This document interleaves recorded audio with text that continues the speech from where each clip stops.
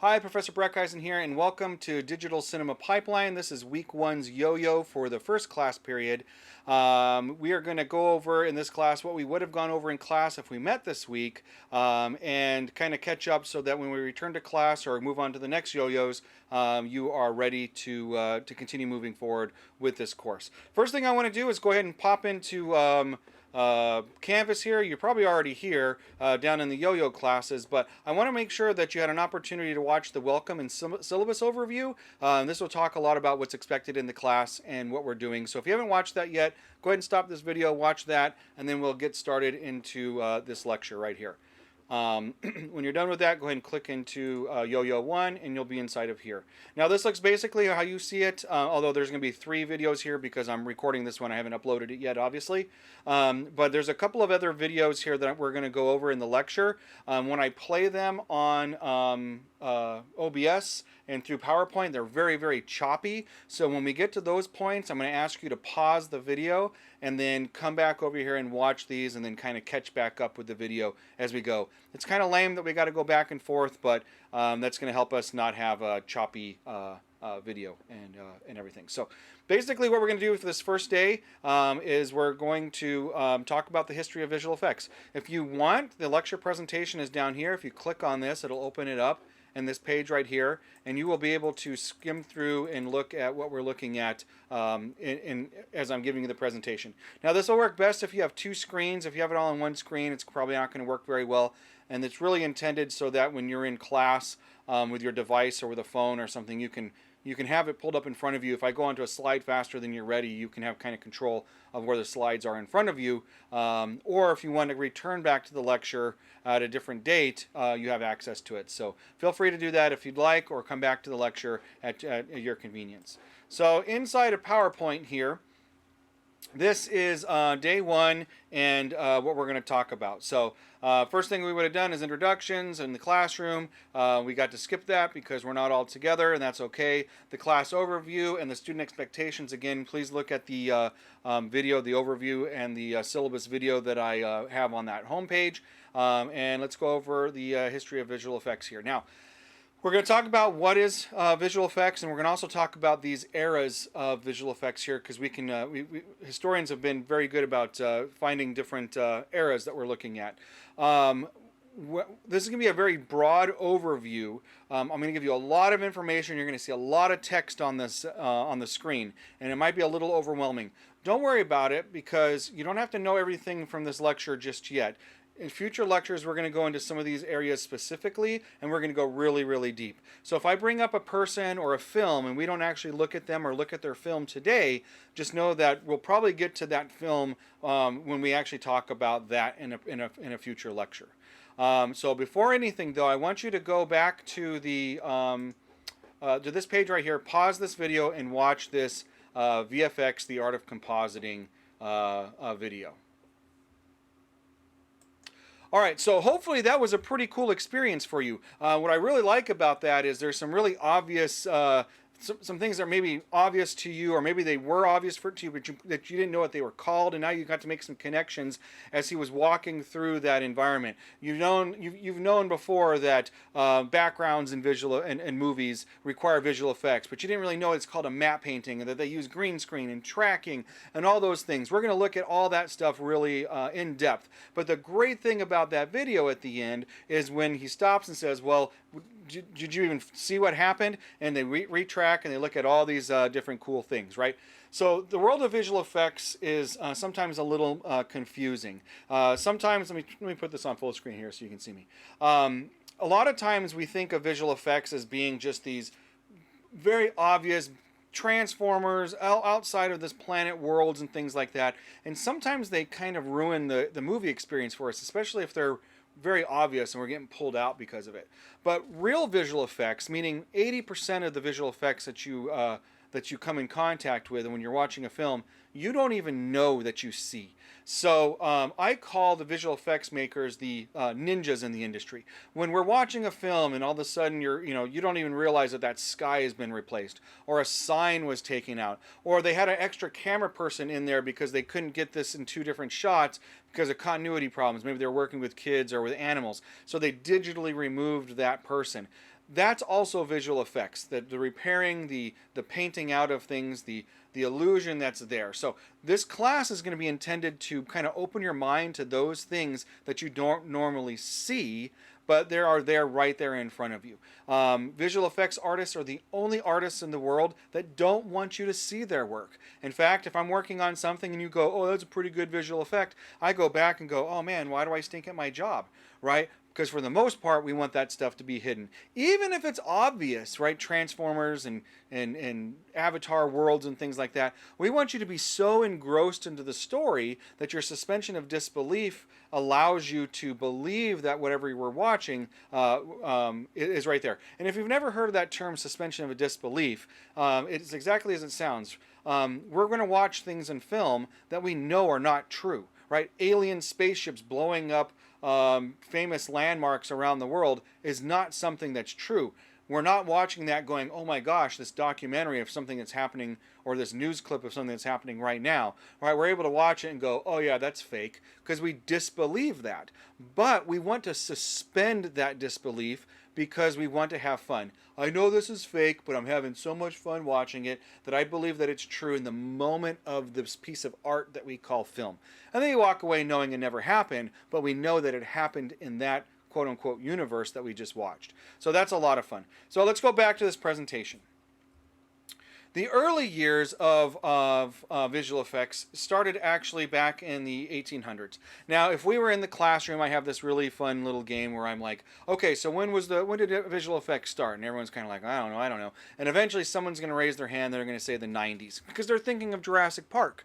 And Jurassic Park did start a huge revolution for the digital age of visual effects. But that's when I make my joke, and I'm like, yes, you're absolutely right, in the 90s. But in the 1890s. In fact, visual effects, or the precursor oh, excuse me, I almost choked on myself there. For visual effects happened before we even had narrative film telling as a story medium. People were using this, magicians were using visual effects on stage to do different things. And that's where we get kind of started in our world. George Méliès was one of the very first people to look at film as a medium to tell fantasy things or to expand reality, and he was a magician, and he would use this on his stage. Scorsese's Hugo is a really good movie. It's about a little boy that lives in this clock tower, but he's working to save the business or to get the films back out of this character that's in there, and that's George Méliès. So if you watch that film, it's a really good one, kind of paying homage to this era. At the same time, we also have the Lumiere brothers, and the Lumiere brothers, all of these filmmakers here are from France.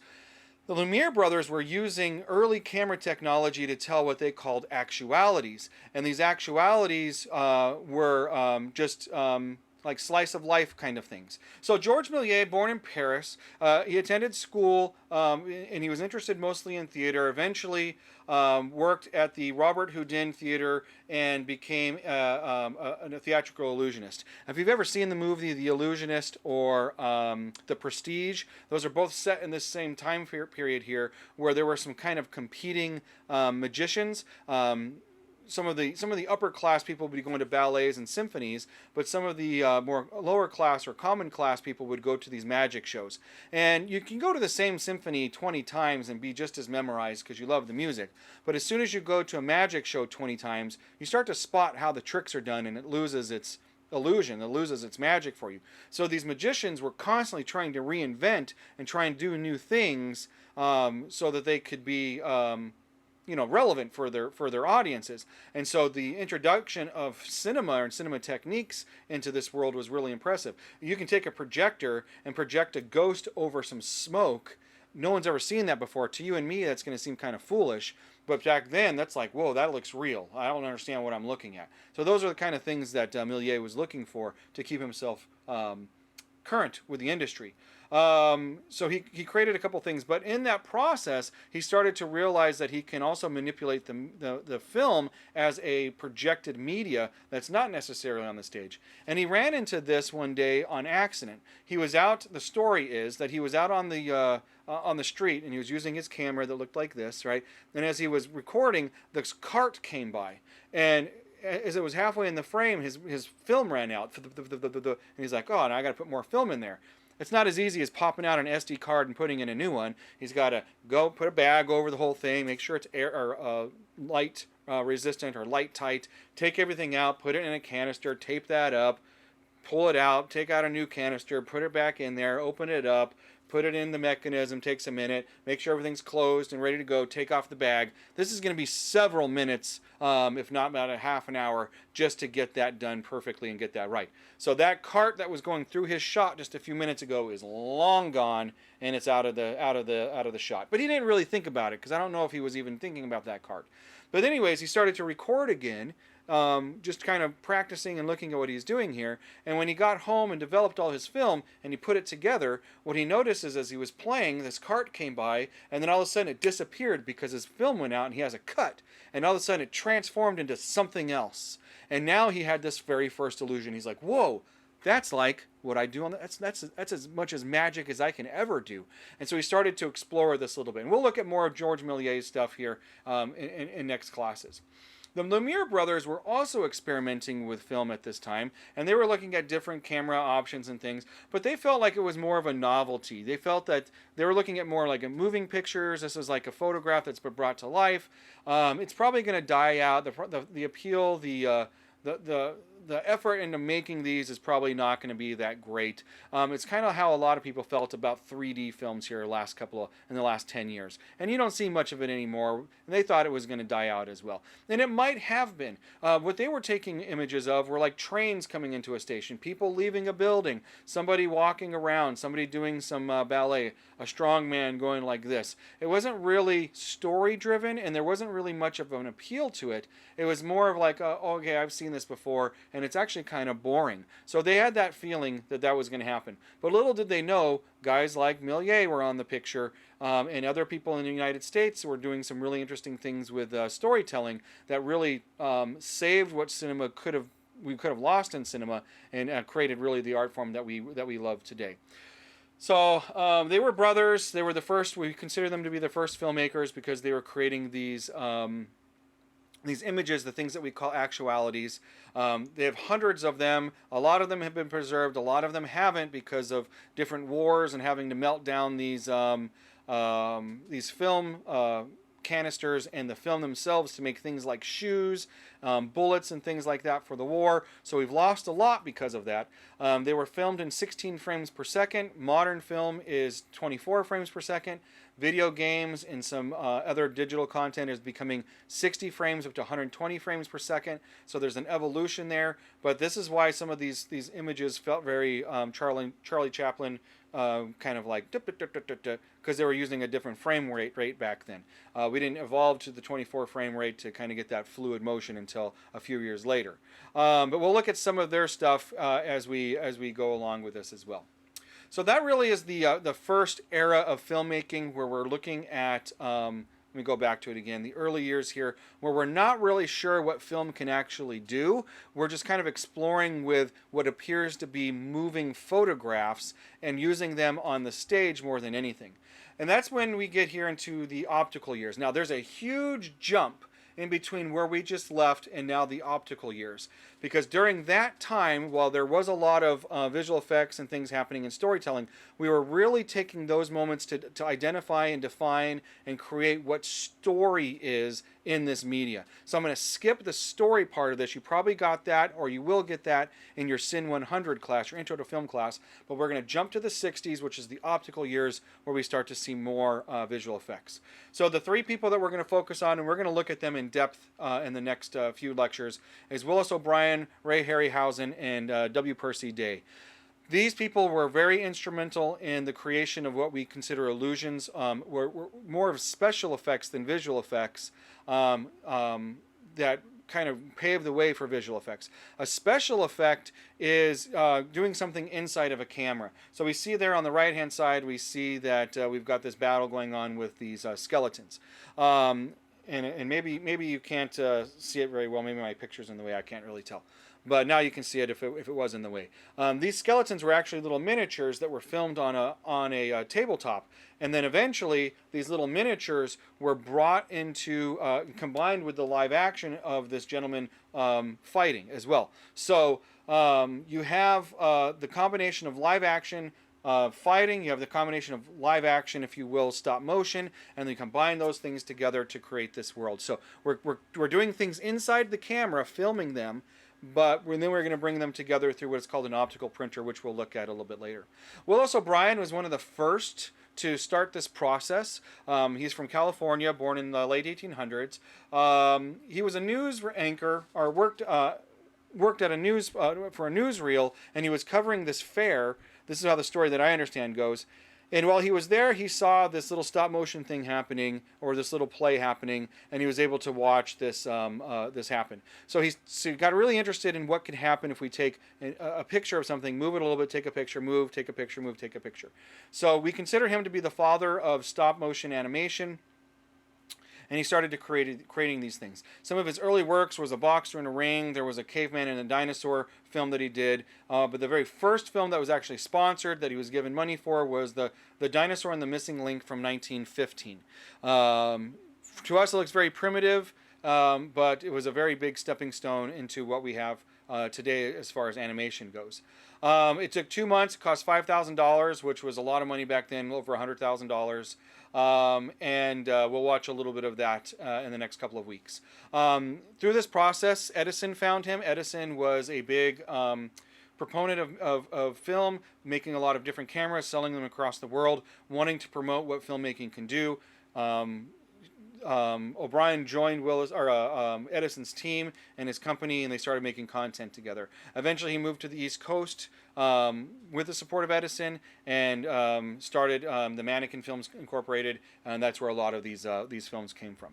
That then transformed over to Ray Harryhausen. Ray Harryhausen is probably one of the most famous stop-motion animators, born in Los Angeles. He watched, let me go back to Willis O'Brien, was watching some of his films and was fascinated with the film King Kong. And that really kind of spurred his interest in this world, and he started to explore and make his own films. He went to school with O'Brien's niece, which is kind of fun, and back then he could have said, hey, I want to meet your dad, and it's like, cool, it's like you and I going, hey, can I meet your dad, Spielberg? And it's like, okay, let's go set up a lunch appointment. So that was pretty neat. But while he was in high school, Harryhausen decided to take some classes at USC in art direction, where he started to understand a little bit more about this process. And you'll hear a documentary of his later on in this course, where he talked about bringing his first dinosaurs to O'Brien, and O'Brien was like, your dinosaurs look like sausage feet. You need to go and study anatomy. And that's why he went to school, which is a good thing, right? If you hear something and someone says, hey, you need to study something, take it seriously and go study it.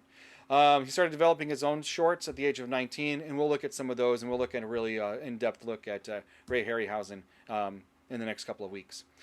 W. Percy Day was a London-born painter. Actually, he studied at the Royal Academy of Arts. And he didn't really get his start so much in map painting, but he was a landscape artist that kind of transferred over to the world of map painting. So we'll look at him and some of the people that came before him. He's an important figure in map painting. He wasn't the one that necessarily started it all, but this is back in the day when map paintings were done on glass and put in front of the lens. So, for example, and I don't really have one here. I could have had something.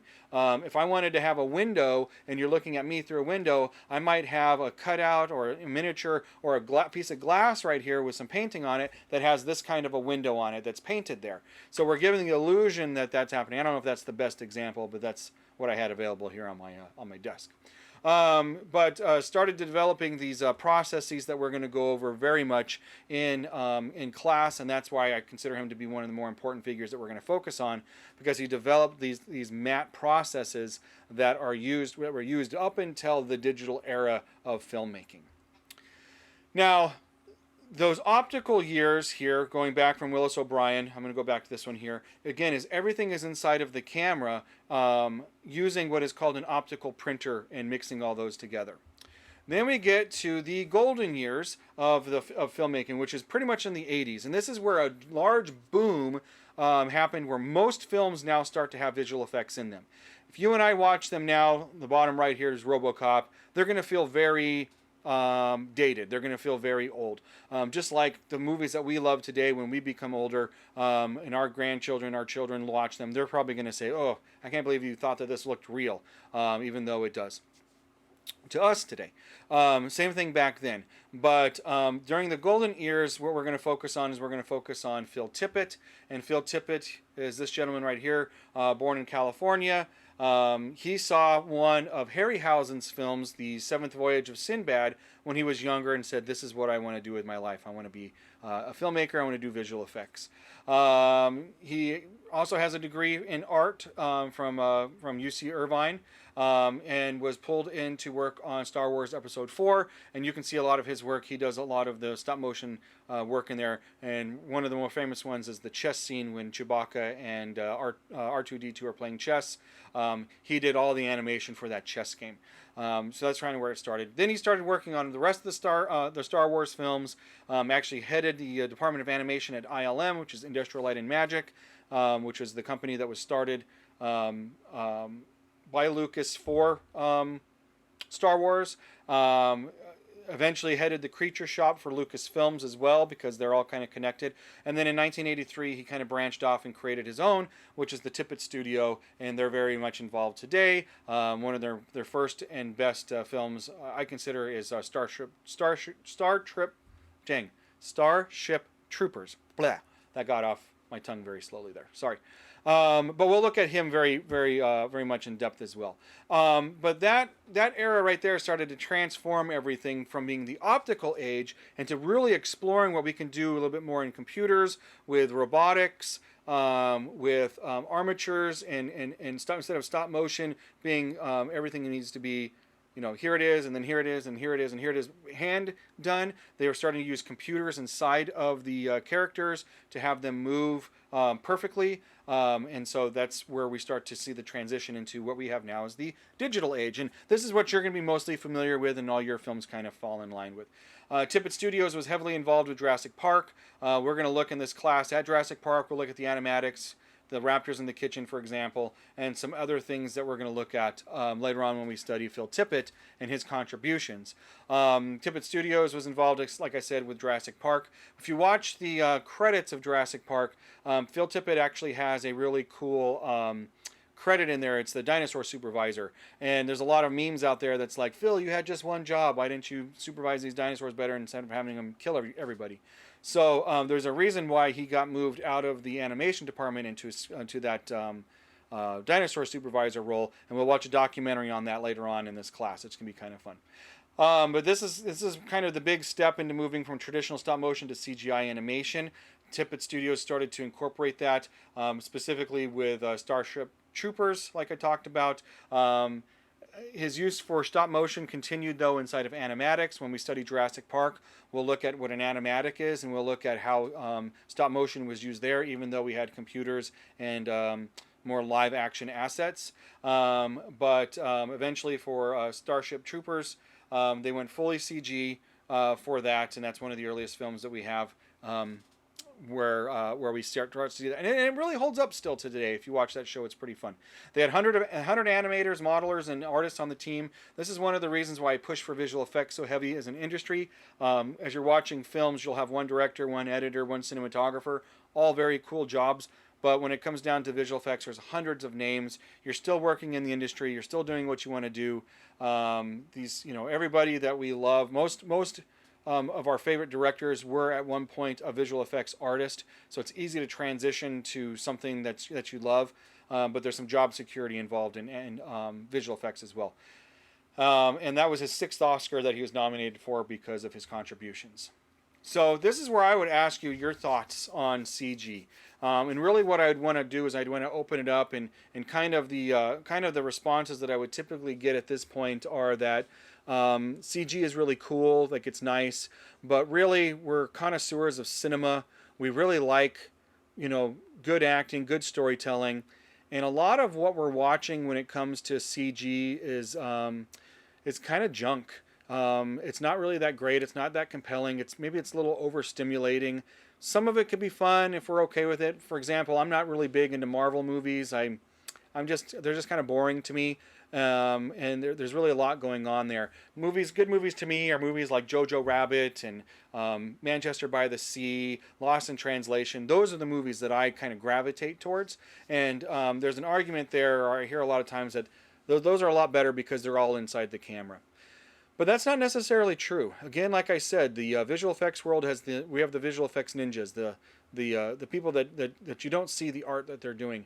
And those movies I just laid out have a ton of visual effects in them. And if you watch the credits, you'll see that there are tons of visual effects artists that work on those as well.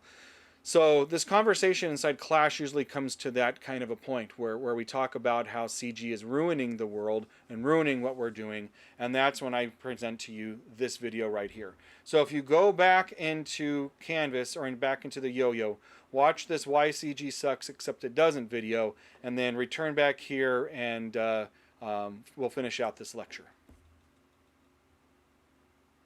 All right, so that kind of proves my point on what I'm talking about with CG.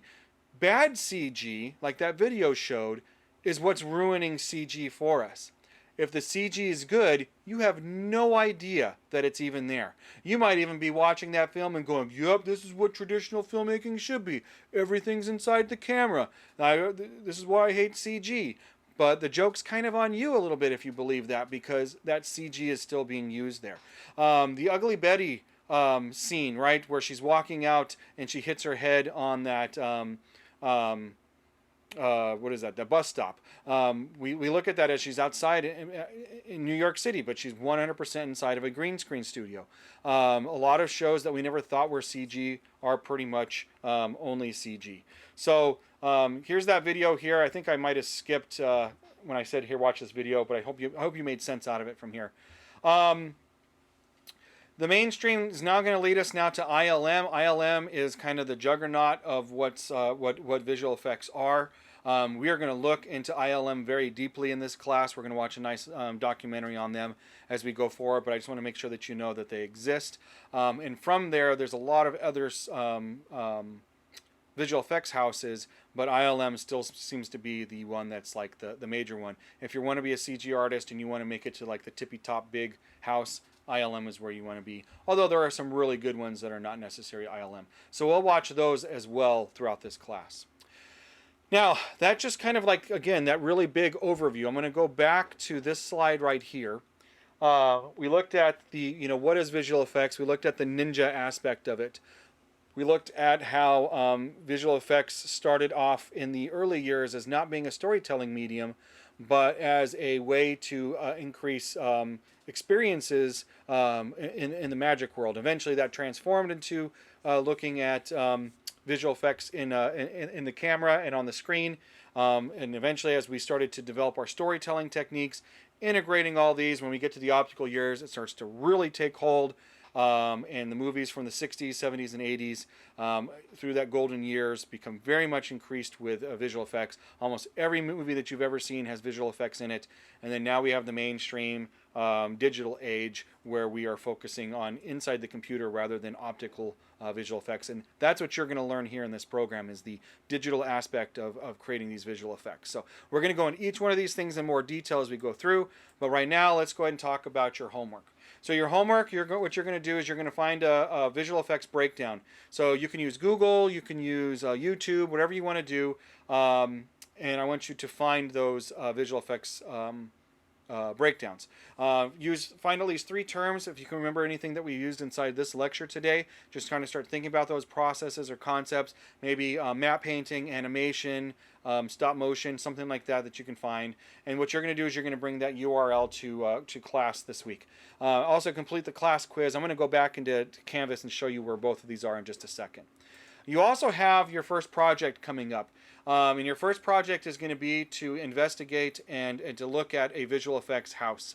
So this is a list here. It's not the complete list of houses, but different houses that you might want to consider looking at. These ones are going to be a little bit more robust in their online content, so that you're going to be able to find things a little bit easier than you would, say, like a mom and pop generic visual effects house out of like South Dakota. But these are the big ones that you're going to find some of that information in. And then these are some of the groundbreaking visual effects that we're going to talk about as we go through this as well. So let's go back into Canvas and let me show you what these two things are. Down here on the bottom, you're going to watch, for the second class period, you're going to watch this screening on ILM. So if we miss class again this week, watch this video right here, and then your homework is to find a breakdown. Now, I'm not going to play this here, but this is an example. Let me try and play. Maybe on a smaller screen it'll work. Oh, that was really loud. Sorry. This is an example of a visual effects breakdown. So as we're watching the video here, eventually what's going to happen is we don't know what the visual effects are, but eventually they're going to start to peel the onion here and give you all the different layers of what's happening and break down the shot by shot. And that's really what a visual effects breakdown is. So if you go into Google and just type in VFX breakdown like this, and then click on videos, you're going to find hundreds of these. And they're even going to call them breakdowns because that's what we use in the industry. So try not to use the top ones here because everyone else is. Find something that's cool. Here's one, Rise, VFX breakdown. Then you're going to use this, copy this URL, just copy it, come back into Canvas, and then well, keep that on you. You'll be bringing that in and discussing that in our next class. If not, then I'm going to have a link here for you. You don't see it right now, but you're going to be able to post it if we don't come back to class so that you have a place to post it and you can talk about it. So that's really what the homework is for this week. Next week, what we're going to do is we're going to look at starting our first project. I just wanted to kind of give you a heads up on that in that previous slide that we just looked at. Being that there's a bunch of different visual effects houses, but I'll go into that more deeply next week. So that's basically what we did this week. We watched those videos, we did this lecture, watch the ILM documentary and find the visual effects breakdowns. Post those breakdowns to that link. I'll put that link in there. You didn't see it in this video, but you should see it down there in your Canvas right now. And then we'll be ready to start next week. So have this done before the next class. If we're meeting in class, if we're continuing yo-yos, then watch it on that in the next yo-yo class starting next week, and you'll be good to go. All right, enjoy. It was a pleasure to go over this with you. I'm looking forward to diving into all this a little bit deeper, and have a good week. And why, mammal?